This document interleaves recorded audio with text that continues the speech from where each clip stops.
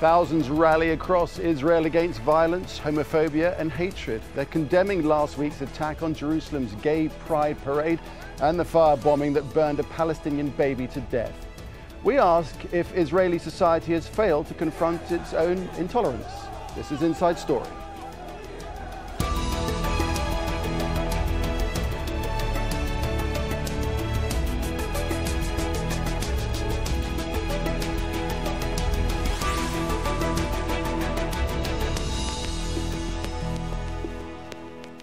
Hello there and welcome to the programme. I'm Nick Clark. A 1.5-year-old Palestinian infant burned to death. A 15-year-old girl stabbed by an ultra-Orthodox Jew at a gay pride parade. Two attacks that brought thousands of people onto the streets in protest. And Israel's president says shamed the country. Flames have spread across our country. Flames of violence, flames of hatred, flames of false beliefs, distorted and twisted. Flames that have allowed bloodshed in the name of the Bible, in the name of Jewish law, in the name of morals, in the name of love for the state of Israel. Well, Prime Minister Benjamin Netanyahu too offered strong words of condemnation. Speaking after a cabinet meeting on Sunday, he pledged zero tolerance for all kinds of extremism. In the past few days, we have witnessed two despicable crimes. Our policy towards these crimes is zero tolerance. I've instructed the security service and law enforcement authorities to act with all the legal means at their disposal to catch the murderers and to bring the stabber and the arsonist to justice. We are determined to fight vehemently against this phenomena of hatred, extremism, and terror from any quarter. But Palestinians say the words of Israeli politicians like the Prime Minister are contradicted by the facts on the ground, that the arson attack in the occupied West Bank is a byproduct of this government's policy of settlement expansion, and unless that root cause is stopped and reversed, these kinds of crimes will happen again. All right, let's bring in our guests on this discussion. First of all, in Jerusalem, Jeremy Sultan, Knesset insider and contributor on Voice of Israel. In Tel Aviv, Gideon Levy, a columnist for Haaretz newspaper and author of the book The Punishment of Gaza. And also in Jerusalem, Sahar Vardi, a Jerusalem activist and organizer at Free Jerusalem. Welcome to the three of you. Important issue to discuss here, of course. And Jeremy Sultan, if I can start with you in Jerusalem. Of course, intolerance is there at some level in all societies. Do you believe it's getting worse in Israel? We had two isolated incidents that coincidentally did happen within 24 hours of each other. And there have been attempts by a lot of people to try to connect this with the religious Israelis or the right-wing Israelis, but I reject those claims. The first attack took place in, of course, the gay pride parade in Jerusalem. Of course, a gay pride parade happening in the Middle East, in Israel, something that you're not exactly seeing in other cities such as Ramallah, Tehran, or perhaps Baghdad or Damascus. And the attacker is a person who's known to Israeli authorities. It's the same attacker who stabbed participants at the gay pride parade 10 years ago and just got released a few weeks ago after a 10-year sentence. If anything, I think specifically with the first attack, it's really the courts who have to ask themselves how it is that after a person commits a hate crime, he can get out after only 10 years. Now, of course, your president would disagree with you. I suggest that you're saying, it seems that you're saying that intolerance hasn't got worse in Israel, but your president would disagree with you, saying that the flames of hatred are spreading across Israel. He warned that an atmosphere of leniency towards extremism has taken root within Israeli society. I'm going to disagree with President Rivlin on this. Again, if you have the same person who stabbed participants at a gay pride parade 10 years ago, he gets out of jail. A few weeks later, he stabs again. I don't know how you can go ahead and connect that to anything that's happened over the last 10 years. This is obviously a person who's acting as an individual who's done so beforehand and has not exactly been out on the streets to go ahead and hear the so-called incitement. Gideon Levy in Tel Aviv, how do you stand on this? It's very easy for the Israeli propaganda to present each of those two horrible cases as cases, individual crazy people who took a knife or a Molotov bottle and decided to take lives of others. But this is obviously taking things out of context, because there is a context, a very clear context of growing violence, nationalism, racism in Israel, mainly among the settlers, mainly among the national religious camp. All the political murders and violence comes only from this camp and always from this camp. And this camp got legitimization throughout the years. I must remind you that this house that was burned on Friday morning, early in the morning, is the 9th house that is being burned in the last 3 years by settlers.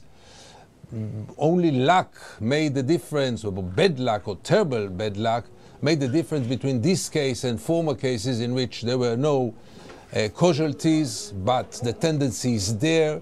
Israel never had any intention to bring those people to justice, and the fact is that all the 9 cases, nobody was brought to justice. And now you get the outcome, but you can take it in a much more broader scale. Israel killed 500 children in Gaza last year, and it wasn't even an issue in Israel. Okay, well, I'll tell you, we're going to move on to that in a little while. But let me just say that, first of all, the Prime Minister has spoken out. He's been quite clear in his condemnation of this crime, hasn't he? Saying that there will be zero tolerance against this kind of crime. That's very nice and very touching, but it's too little and too late. Because where were you before? When the issue of the life of Palestinians is a non-issue in Israeli society, you come up all of a sudden after such a horrible case, and then you say all those condemnations. It's very touching, but it is not much more than hypocrisy, because they know very well that those cases didn't start yesterday, and the government and the police and the Secret Service did nothing to bring those people to justice. Now they will, no doubt, now they will. But all this has a much broader cultural, social and political background, and this background is exactly the same background that makes Netanyahu a prime minister in Israel. Okay, so Vadi, you were at that gay pride march. How do you see the context of this? Well, I do think that it's very much connected. The reason that our President Rivlin kept using the word flame for what's happening right now is not random. It has to do, among other things, with a specific group of extreme right-wings, call themselves Flame Lehava, who have been the same people who on the one hand are chasing down Palestinians in city centre Jerusalem and beating them up, and at the same time they've been the people organising protests against the gay pride parade, and there is a very clear right-wing, extreme right-wing ideology of a group of people who believe in using violence to serve their ideology, which is both racist and homophobic. Now, I'm not saying that these people are specifically the people who carried out any of these actions. Obviously, the person who stabbed at Gay Pride also did the same thing 10 years ago, and you can't lay all the responsibility on them. But I can say that that kind of rhetoric, and the fact that they make that rhetoric legitimate, and that they make city centre Jerusalem a place where where you can say racist things, where you can say homophobic things, that does give them responsibility for the next stabbing, who might not be someone who did it also 10 years ago. And for me, that's very worrying as someone who lives in the city. And I saw it yesterday as well. We were, after the protest yesterday, condemning both acts of violence. We had youth coming and screaming homophobic things at us, youth that are part of Lehava, part of this organisation. Jeremy Salton, do you want to come back to that? Sure. Again, in case it isn't clear, I condemn both acts of violence.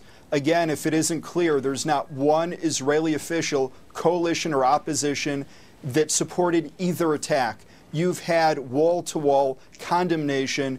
There's no person that is sane or normal in this country that's giving us support to anything in terms of calling for violence. And unfortunately, some of the things we heard from the people before me are indicating that there are such calls. There are no calls for violence, not from any public official, not from anyone except for maybe a very, very fringe extremist group of people. You know, both attacks were carried out on the Jewish holiday called Tu B'Av. That's our Valentine's Day. It's the festival of love. No one can go ahead and tell me that somebody who goes ahead and kills a baby or goes ahead and stabs people in the middle of downtown Jerusalem is doing that in the name of God on the Festival of Love. I'm sorry, I don't buy that. Again, some very prominent people disagree with you. The former President Shimon Peres blames your Prime Minister for creating this atmosphere of incitement. He says he who incites against Arab citizens of Israel should not be surprised when churches and mosques are burned down, and in the end, a baby is burned alive in his sleep. Again, I'm trying to understand, is the former President and Prime Minister Shimon Peres going ahead and determining that the Prime Minister of Israel is directly responsible for either of those attacks? It's very hard for me to go ahead and share that type of logic. There's nothing that you can play in terms of a soundbite that can bring anything remotely close to that. I'm very disappointed that there are unfortunately, there are very many people. Well, on the eve of the, it may not be to that extreme, but on the eve of the election, he disavowed, Netanyahu disavowed Palestinian statements saying that Arab citizens were heading to the polls in their droves, which was deemed by some to be a racist remark. He didn't call to burn. He didn't call to burn houses. He didn't call to burn houses. He didn't call to go ahead and burn babies and kill babies. That's not what the Prime Minister said. And again, we have a situation where there was a protest in Tel Aviv, a rally of support for the LGBT community. Unfortunately, they did not let anybody from the right-wing religious party of Bayit Yehudi speak. They told Naftali Bennett, the education minister, to turn around. They did not let Ynnon Megal, another member of Knesset, speak. Yuval Steinitz, a member of Netanyahu's party, he was the one who ended up getting booed. You had a activist of the Yesh Atid party who ended up being assaulted, and that's not even a right-wing party. I think tolerance works both ways, and you have to also be able to respect the opinions of people, even if they happen to disagree with you. Okay, Gideon Levy, it's true to say that the huge majority of Israelis would be against these terrible crimes, but how involved do you think the society is as a whole in this level of intolerance? No doubt that any Israeli was shocked Friday from both terrible cases. That's not a question at all. Who cannot be shocked by burning? By the way, it's not burning a baby. It's a whole family which was burnt and is now struggling on their lives. It's his parents, his brother. It's not only one baby. It's a whole family which was exterminated. And in any case, everyone is shocked from this. But you know, I have to come back to the broader context, because the same society was totally indifferent just 1 year ago when 500 children were killed by the IDF, by the Israeli Defense Forces. Out of them, tens and tens of babies which were burned under the bombs of the Israeli Air Force. Then I didn't hear any kind of condemnation or shock or even questions. Was it necessary? Was it proportional? Was it legal? Nothing. It wasn't an issue at all. So if this is the attitude toward the lives of Palestinians, now to pretend as if you are so shocked by burning one baby, that's really cheap hypocrisy, which I cannot buy. I'm very sorry. Okay, Jeremy Salton, you just 30 seconds to come back to that. Sure. We had a war last summer. Maybe Gideon Levy forgot, but they went ahead, they kidnapped 3 kids. They brutally murdered them. They started throwing rockets on all of Israel. Most of the Israelis ended up in bomb shelters for the course of the summer. And in war, unfortunately, you do have, unfortunately, people who die, and that includes also, unfortunately, civilians, and that also means kids. But the difference between us and Hamas, the terrorist organization that we were fighting, is that we're trying to protect our children, and they're putting their children on the front lines to protect themselves. Sahar Vardi, let's take this on. I'm just interested to understand who the protesters on the streets represent, and to what degree there may be divisions within the country. Does it make a difference, say, in Tel Aviv or further south, as to how people feel about these issues?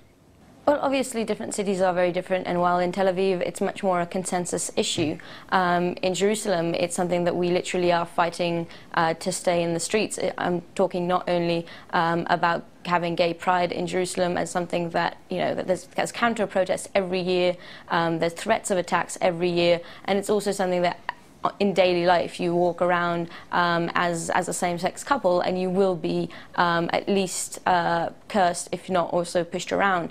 So this is something that is very different between different cities, and in Jerusalem is part of our daily reality. But I do just want for a second to go back to what Jeremy was saying before about incitement and about the fact that Israeli politicians, obviously everybody's condemning this and nobody's telling anyone to burn babies or to stab protesters. That said, nobody's saying that, but you do have politicians, for instance, from Habayit Yehudi, like Ben Dahan, that say that the life of a Jew will always be worth more than a life of a non-Jew, even if that Jew is gay, which in one sentence manages to create a very clear hierarchy between different people, if they're Jewish or not, or if they're gay or straight. And so, no, he might not be saying, please stab these people, but that kind of language is obviously something that in the end affects people, and unfortunately can affect people into a very violent reality as well. And I think it's really important to remember that. It's important to remember that when Netanyahu goes ahead and condemns burning this family and the death of this baby, at the same time, when he went to the hospital to visit the family, he didn't even bring an interpreter to translate him into Arabic, and he couldn't even speak to the family, because honestly, I mean, and the only way I can interpret that is that he doesn't really care, that he condemns it because that's what you're supposed to do. And it's very clear today in the political spectrum that you have to condemn both these actions, and everybody's doing it, even the right wing, but it doesn't change the fact that their actual actions, if it's very extremely homophobic remarks on the one hand, or if it's continuing a system of occupation that keeps killing Palestinians on a regular basis. I mean, just this week, 2 other kids were killed in clashes with, Palestinian kids were killed in clashes with Israelis, with Israeli forces, and that's something that we're not talking about. So it's very nice to take, you know, the most extreme cases of violence and say, oh, we're against that, and it's, you know, those crazy people, and try to get responsibility off of your hands. But the reality is that this is the system we're living in. Yeah, you mentioned there the political spectrum, and Gideon, I just want to come to you on that. To what degree do you think crimes like this affect the political arena, the political sphere between Arabs and Israelis? Obviously, they don't contribute to the coexistence or the understanding or to peace. I think that for the short run, people, or at least part of the society, is shocked. And it might be, in a way, a wake-up call for at least part of the society, which must understand that as long as the settlement project is going on, those cases will be there. It's part and parcel of occupation, part and parcel of Israeli brutality in the occupied territories, part and parcel of the crime which is called the Israeli occupation. That's the main crime. But I think as time will go on, will pass by, people will get back to their old beliefs and thoughts and fears and ideology. And I don't think that it will have a major effect on the way so that what people will have a major effect? perceive What will have a major effect? future What do of they need to Israel, do? the Do they future- need to teach tolerance in schools, for example? I am very skeptical because I think that the brainwash system in Israel is so deep-rooted. The wrong values are so deep-rooted, nationalism, the belief that we are the chosen people and we have the right to do whatever we want. Those values are so deeply rooted. The dehumanization of the Palestinians and the Arabs in general is so deep that I don't see any change coming from within the Israeli society. The change will have to come, unfortunately so, only by an international intervention, an intervention which will remind the Israelis that this status quo is unaccepted by the world and will not go on. Jeremy Sultan, are you totally satisfied that the level of tolerance in Israel is acceptable, that despite these crimes, nothing needs to be done? I think in general we can always look to improve in many areas, and that's definitely one of them. But again, I reject the claims. Let's just home in on that. So when you say that's definitely one of them, what do you mean by that? Travesties that we had. Let's just home in on that. When you say that's definitely one of them, the area of intolerance. Let's just explain more on that. Sure, I think there's many issues that we could work as an Israeli society to open ourselves up more and try to improve on. I think any society that says we don't need to work on ourselves is a society that's in trouble. So, yeah, I think it's always nice to go ahead and see what we can do. And I think this is one issue where we can do that. But again, it suggests that these two travesties, that these two isolated incidents are the reason that we should do that. Again, it's very hard for me to do that because, again, the first crime was committed by a person who committed it 10 years before, and it's my feeling that when we find the person or people that committed the second crime, we're going to find out that they probably also spent time behind bars. And the suggestion that, again, that all of this has to do with something that's happening on the Israeli government side. Just today, there was an OECD report released. Listen, let me, before we go off on another tangent, it's true to say, as we're coming to the end of the program, if you look at the pictures of the marches and the protests yesterday, that you sound like a lone voice within the country because an awful lot of people disagree with you and were out in the streets yesterday. And briefly, if you will. Yeah, sure. Like I said, there were other people who try to show to the big rally in Tel Aviv and really voice a different opinion. Unfortunately, they were not allowed to. The people who did try ended up getting booed, and they did not make the news cycle. There are other voices. It's not just the ones dominating the media right now. Zaha Vardi, which direction do you think Israel needs to go now on this? Well, I think that education is really important, but on the other hand, it's very hard for the Minister of Education to say we should have more education that's tolerant to LGBTQ and at the same time have people in his party who are outspoken homophobes and have no problem admitting that. And the same goes to when we talk about racism. It's great to have education around being anti-racist, but then if your whole school system prepares young Israelis for military service, well, they'll have to implement an occupation, then it's really, you're contradicting yourself constantly. So as far as I'm concerned, if we really want to kind of deal with these core issues, then Israel needs to change from the core, and that does include obviously ending the occupation, but also ending a lot of different mechanisms of discrimination that we have within the society, and then we can start talking about tolerance and about education and the value of that.